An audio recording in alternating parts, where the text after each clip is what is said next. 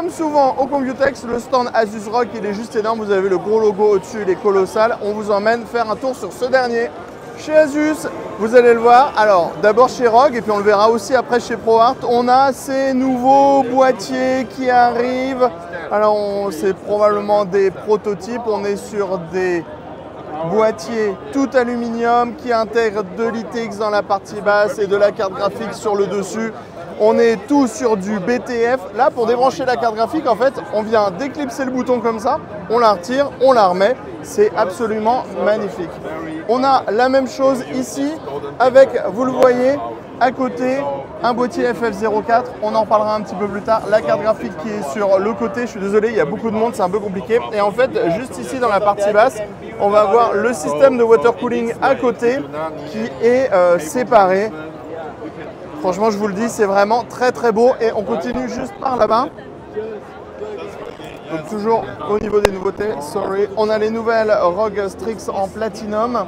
Donc la ROG Strix Platinum, elle arrive avec un design vraiment à la Asus. Sur le dessus, la grille ultra ouverte avec les couleurs rose et violette. Franchement, c'est super chouette.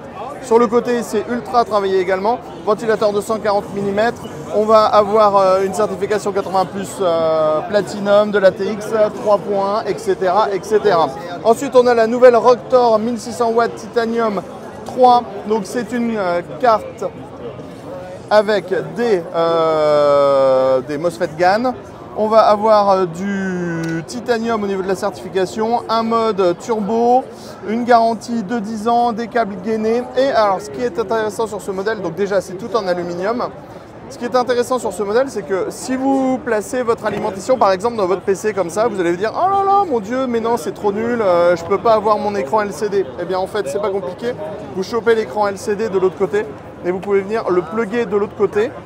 Ah, normalement, c'est censé marcher et c'est censé réafficher. C'est censé normalement réafficher la lumière. Ah, ok, je ne l'avais pas mis dans le bon sens. Et hop, on retrouve l'afficheur OLED de l'autre côté et on vient remettre son petit cache de l'autre côté. Franchement, ça, c'est ultra méga pratique. Ensuite, on a le ROG Mjolnir 1200 watts. Donc, c'est une station de charge mobile. On a une grosse batterie à l'intérieur, on a des prises, on peut charger son laptop, on peut charger ses téléphones, on peut brancher des prises pour mettre son ordinateur portable. Je pensais que c'était un manche en fait, mais non, c'est la lampe. Et la lampe, elle se charge en induction comme ça. Et après, on a la petite lampe disponible. Bon, allez, c'est rigolo. Est-ce que ça sert vraiment à quelque chose?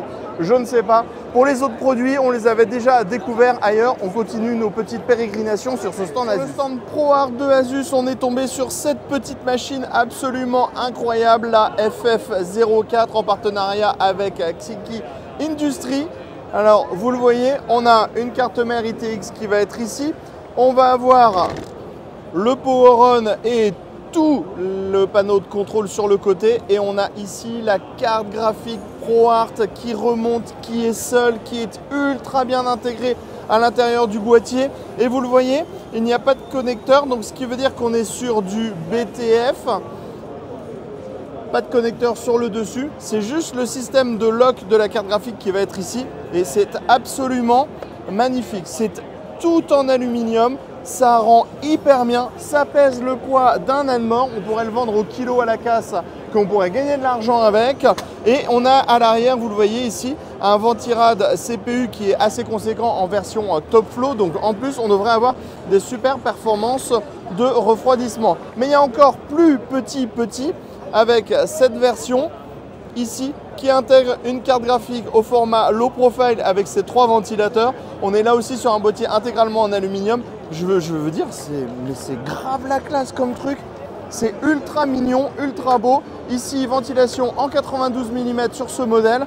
Franchement, ça claque sa mère comme on enchaîne toujours chez Asus avec les water cooling qui passe en version Prime. Alors on va avoir 2 versions disponibles. Le Prime LC360 ARGB LCD, tout simplement avec un écran LCD sur la partie supérieure, radiateur de 360 mm, ventilateur ARGB, et on aura la version qui sera probablement la version la plus accessible, la Prime LC 360 ARGB, avec un Infinity Mirror RGB avec le logo Asus et radiateur de 360 avec des ventilateurs, vous voyez, qui sont tous sur un seul et même cadre. On termine notre tour chez Asus avec le ROG Minimal Tubing I/O Cooler. Donc on a un I/O relativement classique, sauf qu'on a les tuyaux qui sont sur le côté maintenant, au centre, donc ça permet d'avoir des tuyaux plus courts, ça va être plus facile pour l'organisation. Et donc ici on a un écran curve qu'il est possible de faire bouger. Donc on va vous montrer la vraie version après. Donc on pourra avoir ou un écran qui se déplie intégralement ou un écran qui vient se recourber sur le côté pour avoir un effet qui est un petit peu différent. Alors on va vous essayer de vous montrer à l'intérieur, voilà, parce que c'est très compliqué, il y a vraiment beaucoup de monde. Et donc on pourra faire tourner l'écran pour avoir le même effet que sur d'autres systèmes qu'on a déjà vus, mais on est sur quelque chose d'un peu plus fancy puisqu'on aura la possibilité de changer la forme. Enfin, on vous montre la Next Generation Intel Motherboard. Donc on est sur une carte mère en Z890 pour les futurs processeurs Arrow Lake. On est chez Asus, c'est énorme, c'est colossal, on a des énormes systèmes de refroidissement. On est sur le modèle Maximus.